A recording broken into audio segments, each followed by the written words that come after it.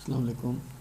आज हम पढ़ेंगे लेक्चर नंबर 9 और आज हम करेंगे प्रोग्राम नंबर 9.5 और 9.6। इससे पहले जो लेक्चर नंबर 8 में हमने प्रोग्राम नंबर 9.3 और 9.4 पढ़ा था, उसमें उम्मीद करता हूँ सब बच्चों को समझ आ गई होगी।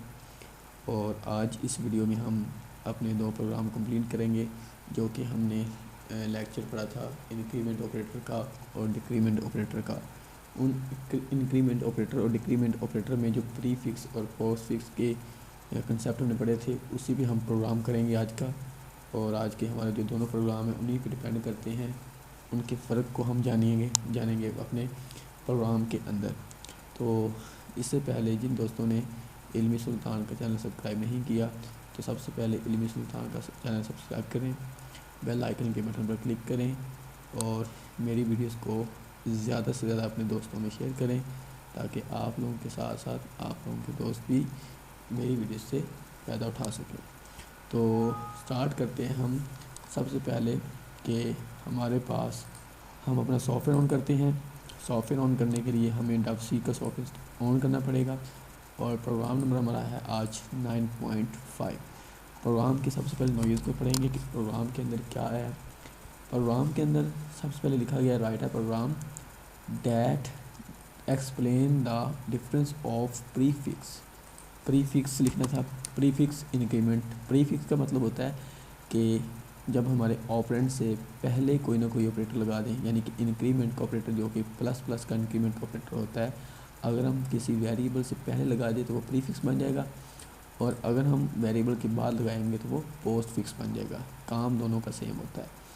Used as of a larger expression, यानी कि कोई बड़ी एक्सप्रेशन यानी कि कोई बड़ी रकम के ज़रिए आप उसको यूज़ करें, प्रीफिक्स को और पोस्ट फिक्स को। तो हम स्टार्ट करते हैं। सबसे पहले hash include stdio.h hash include connew.h main का फंक्शन स्टार्ट किया। उसके बाद हम इसको, ये हमारा स्ट्रक्चर बन चुका है। अब देखिए, सबसे पहले आप लोगों ने अपनी लार्जर एक्सप्रेशन आप सोचें कि एक हमने वेरिएबल लेना है जो प्रीफिक्स को कंट्रोल करेगा, एक वेरिएबल लेना है जो हमारी पोस्ट फिक्स को कंट्रोल करेगा। अब देखें, इन दोनों के लिए हमने एक अलग अलग वेरिएबल लेने, तो ये हमारे पास दो वेरिएबल आ गए। अब देखें, एक वेरिएबल लेंगे, जब प्रीफिक्स से वैल्यू कम बढ़ेंगी तो वो हमने किसी वेरिएबल में स्टोर करवानी, यानी कि अब तीसरा वेरिएबल चाहिए होगा। तो हम पोस्ट फिक्स में वेरिएबल को इंक्रीमेंट करेंगे तो उसकी भी वैल्यू हमने किसी के अंदर प्रिंट करवानी है, तो वो उसके लिए भी हम जो है वो कर सकते हैं। मतलब यानी कि यहाँ पे 4 वेरिएबल आ सकते हैं। आपकी मर्ज़ी, आप 4 वेरिएबल ना लें लेकिन आप अगर 4 वेरिएबल लेते हैं तो इससे आपका काम मज़ीद क्लैरिफिकेशन के साथ होता है। तो हम लेते हैं 4 वेरिएबल, कोई भी ले सकते हैं वेरिएबल। हम लेते हैं जी M N O और P वेरिएबल। ये हमारे पास वेरिएबल्स हैं। अब देखें कि सबसे पहले आप लोगों ने क्या करना है, इन वेरिएबल्स के अंदर इनको हमने पहले डिक्लेयर करना है कि हमने इनके अंदर किस तरह की वैल्यू को जो है वो लेके आना है। हमने इनमें इंटीजर वैल्यू स्टोर करवानी है, तो इंटीजर वैल्यू के लिए हम कौन सी डाटा टाइप देते थे, इंट। और अब इनमें वैल्यू देते हैं। अब आप लोगों ने पढ़ा होगा compound assignment statement. Compound assignment statement क्या होती है कि जब आप एक वैल्यू एक से ज़ायद वेरिएबल को दे दें तो उसको बोलते हैं कंपाउंड असाइनमेंट स्टेटमेंट। अब देखें कि उसके अलावा मैं ऐसे भी कर सकता हूँ कि मैं कहता हूँ, मैं शुरू करता हूँ जी m इक्वल टू जो है वो फॉर एग्ज़ाम्पल 0 है, और m equal to n equal to 0, फिर semicolon, o equal to 0 semicolon लगाऊंगा। उसके बाद p इक्वल टू 0 सेमीकोलन। अब देखिए, जब मैं काम कर रहा हूँ तो ये मेरा काम इतना इफेक्टिव है, इसमें मेरा कोड लेंथी हो जाएगा। तो हम क्या करेंगे, हम जस्ट इनको इंक्रीमेंट, हम कंपाउंड असाइनमेंट स्टेटमेंट में काम करेंगे, यानी कि हम एक वैल्यू एक से ज़्यादा वेरिएबल को दे सकते हैं, यानी कि m को इक्वल कर देते हैं n के, n को इक्वल कर देते हैं o के, और o को इक्वल कर देते हैं p के, और p को इक्वल करते हैं 0 के। इसका मतलब है कि जो 0 की वैल्यू है वो चली गई p के अंदर। अब p के अंदर क्या है, 0। अब p किसके इक्वल है, 0 के, ओके, तो पी की जो वैल्यू 0 है वो ओ में चली गई। अब ओ किसके इक्वल है, एन के, तो ओ की जो वैल्यू है वो एन में चली गई। जो एन के अंदर क्या है 0, तो एन किसके इक्वल है, एम के। तो ये एक वैल्यू जो 0 है हमने इन चारों को दे दी, जो कि हमारी कोडिंग अब रिज्यूम हो चुकी, कम हो चुकी, रिड्यूस हो चुकी है।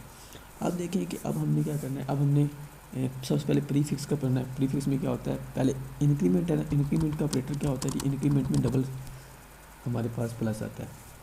उसके बाद हमने जो है वो अब इन चारों में से कौन सा हमने इंक्रीमेंट के लिए रखना है, कौन सा हमने डिक्रीमेंट के लिए जो है वो प्रीफिक्स के लिए रखना है, कौन सा हमने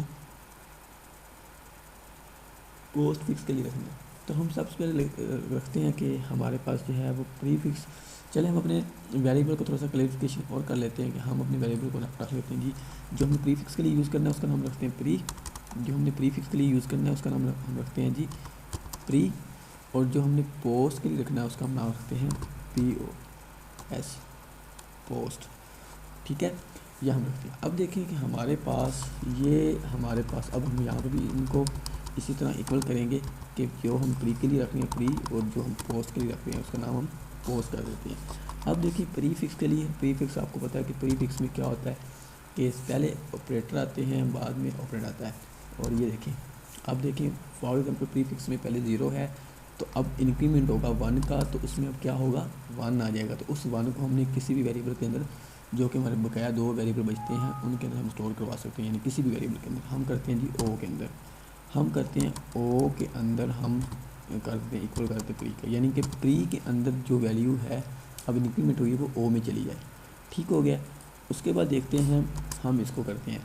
अब देखें कि हमारे पास जो है अब ये तो प्रीफिक्स का काम हो गया। अब हम क्या करते हैं, अब हम पोस्ट फिक्स वाला काम करते हैं। तो पोस्ट फिक्स में हमने पढ़ा है कि हमारे ऑपरेंड जो पहले आता है और ऑपरेटर बाद में आता है। तो अब पोस्ट फिक्स भी 0 के इक्वल है, जब उसमें इंक्रीमेंट हुआ तो 1 हो गया। तो अब उसकी वैल्यू हमारे पास जो वेरिएबल बचा है P, हम पोस्ट फिक्स को उसके इक्वल कर देते हैं। तो अब पोस्ट फिक्स में 1 था और वो P में चला गया।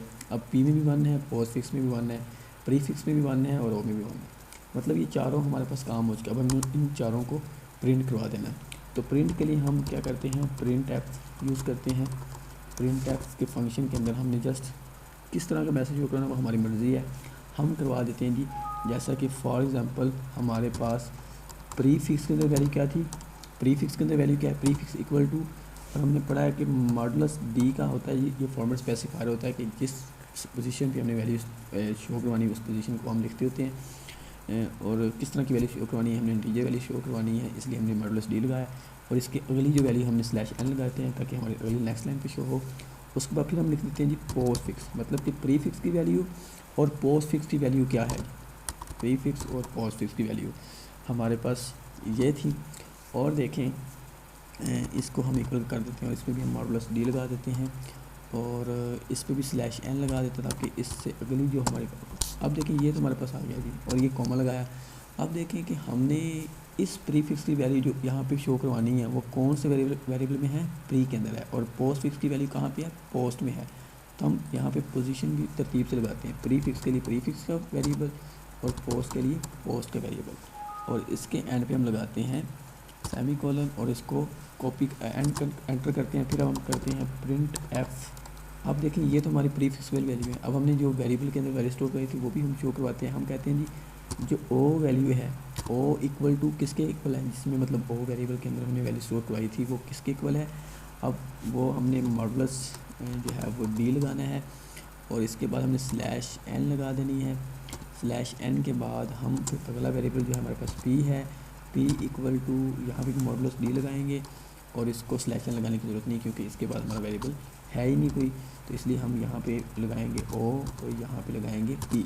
तो ये हमारे पास एक वैल्यू जो है वो काम हो चुका है। तो अब हमारे पास जो है ये लास्ट पे बच गया गेट सी एच के बाद हमारा प्रोग्राम हो गया ख़त्म। अब हम इस प्रोग्राम को सबसे पहले सेव करते हैं क्योंकि ये सेव नहीं है। तो सेव करने के लिए हम क्या करेंगे, सबसे पहले हम जाएंगे फाइल के अंदर, इसको सेव करेंगे। हमने इसको कहाँ पे सेव करना है उस सेव की लोकेशन बताएंगे। लोकेशन बताने के बाद हम लोगों ने इसको जो है वो फाइल का नाम देना है। प्रोग्राम नंबर हमारा कौन सा है आज, प्रोग्राम नंबर हमारा आज है 9.5। इसको हम एक्सटेंशन क्या देंगे, टाइप कौन सी देंगे, सी देंगे और इसको हम सेव कर देंगे। और सेव करने के बाद हम इसको पहले कंपाइल करते हैं। कंपाइलर में कोई गलती आ रही है प्रोग्राम में तो नहीं गलती आ रही, तो हम इसको रन करेंगे। देखें आपके पास जो ये आउटपुट आई, देखें प्रीफिक्स में 1 था, पोस्टफिक्स में 1 था। जब प्रीफिक्स को हमने ओ के इक्वल किया तो ओ में भी 1 चला गया, और जब हमने पोस्टफिक्स को ओ पी के इक्वल किया तो पी। अब ये पी आगे क्यों शो हो रहा है? क्योंकि मैंने यहाँ पे एक्स्ट्रा स्पेस दिया है। आप नोट करेंगे अगर मैं यहाँ पे एक्स्ट्रा स्पेस दूंगा तो उधर भी एक्स्ट्रा स्पेस शो हो गया। अब हम इसको दोबारा कंपाइल करते हैं। दोबारा कंपाइल करने के बाद इसको दोबारा रन करते हैं तो आप देखें कि ये तरतीब से शो हो गया। तो ये हमारे पास प्रोग्राम जो है ये 9.5 हो चुका है। अब हम जाते हैं 9.3 के अंदर, 6 के अंदर। तो हम इन चीज़ों को हम कॉपी कर लेते हैं, प्रोग्राम की स्ट्रक्चर को हम कॉपी कर लेते हैं इस मुकम्मल को। और जस्ट आप क्या करेंगे, यहाँ पे हम जो है वो क्या देखते हैं, इस प्रोग्राम में हमने डिक्रीमेंट करना है, बाकी सारा काम वही है। तो डिक्रीमेंट में क्या होता है, डिक्रीमेंट में हमारी वैल्यू कम होती है। अब हम देखते हैं कि डिक्रीमेंट में हमारे पास क्या है, सिर्फ ऑपरेटर चेंज होने, बाकी सारा प्रोग्राम बिल्कुल सेम टू सेम है। हम डिक्रीमेंट के अंदर भी प्रीफिक्स होता है, पोस्टफिक्स होता है। फॉर एग्जांपल हम इसको इक्वल करते हैं 5 के, इसके करते हैं 5 के इक्वल करते हैं। अब देखें अगर 5 के इक्वल करता हूँ तो अब हमारी वैल्यू एक कम हो जाएगी, एक वैल्यू कम होनी चाहिए। तो यानी कि 4 वैल्यू सबकी शो हो। तो हम अब क्या करेंगे, यहाँ पे डिक्रीमेंट ऑपरेटर यानी कि माइनस का ऑपरेटर लगा देंगे। और जब अब देखें कि प्री में, पोस्ट में, ओ में और पी में, चल हम ओ को छोड़ते हैं, हम यहाँ पर लगाते हैं एक्स लगाते हैं, और यहाँ पे लगाते हैं वाई, एक्स और वाई लगाते हैं यहाँ पे। ये हमने वेरिएबल का नाम चेंज कर दिया। जब हमारी प्री की वैल्यू कम हो तो वो किस में स्टोर हो जाए, एक्स में स्टोर हो जाए। और जब हमारी पोस्ट की वैल्यू कम हो तो वो किस में शो हो, वो स्टोर हो, वो हमारी वाई में स्टोर हो। जब हमारी स्टोर हो चुकी तो हम यहाँ पे जो है इसको वाई करेंगे, यहाँ पे एक्स करेंगे तरतीब के साथ, और यहाँ पे हम करेंगे वाई करेंगे। और ये हमारे पास क्या है, यहाँ पे भी हमारे पास एक्स, क्योंकि हमने वेरिएबल चेंज कर दिए हैं इसलिए हम वहाँ पे भी वेरिएबल चेंज कर देते हैं। इसका ये मैसेज में जो वेरिएबल चेंज करें इसका कोई इफेक्ट नहीं पड़ेगा, लेकिन हम कर देते हैं ताकि हमारी याद दहानी के लिए। तो अब देखें कि अब हमारे पास ये हमने इधर भी जो है वो नहीं किए, ये हमने वेरिएबल डिक्लेरेशन के अंदर भी वेरिएबल चेंज करने होते हैं, क्योंकि इधर वेरिएबल हो रहा है, अगर इधर वेरिएबल हो रहा है इसका मतलब कि डिक्लेरेशन नहीं हुआ, तो इसका मतलब आप एरर हो सकता है। तो एरर को जो है ढूंढना, और जैसा कि मैं अभी आपको दिखाता हूँ, अगर मैं ओ यहाँ पर लिखता हूँ और उधर मैंने वेरिएबल का नाम चेंज कर दिया तो देखिएगा कि आप लोग एरर देखेंगे। सबसे पहले प्रोग्राम को सेव करते हैं, सेव करने के लिए सेम प्रोसीजर्स ऐसे पे क्लिक करेंगे, और यहाँ पे जाके हम प्रोग्राम लिखेंगे, प्रोग्राम नंबर 9.5। हम यहाँ से इसको करके 6 कर देते हैं, और इसकी टाइपिंग चेंज करके सी कर देते हैं, और इसको सेव करते हैं। अब हम इसको कंपाइल करेंगे तो गलतियाँ आएंगी, 2 गलतियाँ आएंगी, जो कि ये देखें, उसने कहा जी जो एक्स है और जो वाई है ये अनडिक्लेयर्ड है, एक्स और वाई अनडिक्लेयर्ड। तो हम इसको क्या करेंगे, पहले डिक्लेयर करेंगे, एक्स को भी डिक्लेयर करेंगे और वाई को भी डिक्लेयर करेंगे। तो अब देखिए, अब इसको कंपाइल करें तो अब ये गलती नहीं रहेगी, क्योंकि अब हमारे डिक्लेयर हो चुके हैं। अब इन सब का रिज़ल्ट 4 चला है, क्योंकि सब में 5 था और एक कम हुई है। डिक्रीमेंट से क्या होता है, एक वैल्यू कम होती है, और उसके बाद हमारा जो है रिज़ल्ट शो होगा। ये देखें, कंपाइल करने के बाद मैं इसको रन करता हूँ, देखें सब में जो है 4 वैल्यू स्टोर हो रही है। तो ये देखें, ये हमारे पास एक डिक्रीमेंट का काम हो रहा है, जो कि बहुत ही इंतहाई आसान प्रोग्राम है, बिल्कुल सेम टू सेम पिछले प्रोग्राम की तरह है।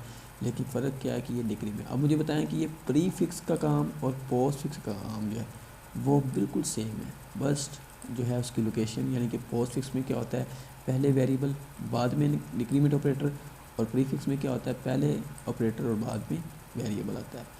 और इधर भी हम ऐसे ही कर सकते हैं। अगर हमारे पास 10 वैल्यू है, हम इधर 10 स्टोर करवाते हैं, तो जब 10 में इंक्रीमेंट होगा तो सब की वैल्यू 11 स्टोर हो, तो हम इसको भी एग्जीक्यूट कंपाइल करने के बाद एग्जीक्यूट करवाते हैं तो सब में 11 वैल्यू स्टोर हो जाएगी। ये देखिएगा, ये सब में 11 वैल्यू स्टोर, क्योंकि 10 में जब 10 था तो 10 इंक्रीमेंट हुआ 11 हो गया। अब 11 हमने किस में स्टोर करवा दिया, ओ में। फिर पोस्ट फिक्स में भी 10 था, जब इंक्रीमेंट हुआ तो 11 हो गया, 11 किस में स्टोर हो गया, पी में। तो यहाँ पे हमारे पास प्री और पोस्ट में भी वैल्यू प्रिंट करवा रही हैं, और पी में भी वैल्यू प्रिंट करवा रही है, जो कि 11 आ रही है। तो आज के इस प्रोग्राम में मैंने आप लोगों को पढ़ाया है कि कैसे हम डिक्रीमेंट और इंक्रीमेंट ऑपरेटर में प्रीफिक्स और पोस्टफिक्स को हम यूज़ कर सकते हैं। और प्रीफिक्स और पोस्टफिक्स को यूज़ करने का बिल्कुल आसान और इंतहाई अहम तरीका मैंने आप लोगों को बता दिया है। प्रोग्राम आप लोगों ने अपने जो है वो लॉजिक पे करना होता है, किसी भी तरीके से कर सकते हैं आप। और अगर आप लोगों को मेरे इन 2 प्रोग्राम में कुछ समझ ना आया, आप लोग मुझे कमेंट्स करके बता सकते हैं। ग्रुप में आप लोग मुझे वॉइस मैसेज कर सकते हैं और मैं आप लोगों को मज़ीद समझाऊंगा। और आप लोगों ने इस वीडियो को शुरू से लेके एंड तक लाजमी देखना है और आप लोगों ने इस वीडियो को लाइक करना है, शेयर करना है। और अब अगर जिन लोगों ने इल्मी सुल्तान का चैनल सब्सक्राइब नहीं किया तो सबसे पहले इल्मी सुल्तान के चैनल सब्सक्राइब करेंगे और बेल आइकन के बटन पर क्लिक करेंगे और मेरी इन वीडियोस को अपने दोस्तों में शेयर करेंगे। इंशाल्लाह हम कल के लेक्चर में प्रोग्राम नंबर 7 पढ़ेंगे और प्रोग्राम नंबर 8 पढ़ेंगे। तो तब तक के लिए अल्लाह हाफिज़।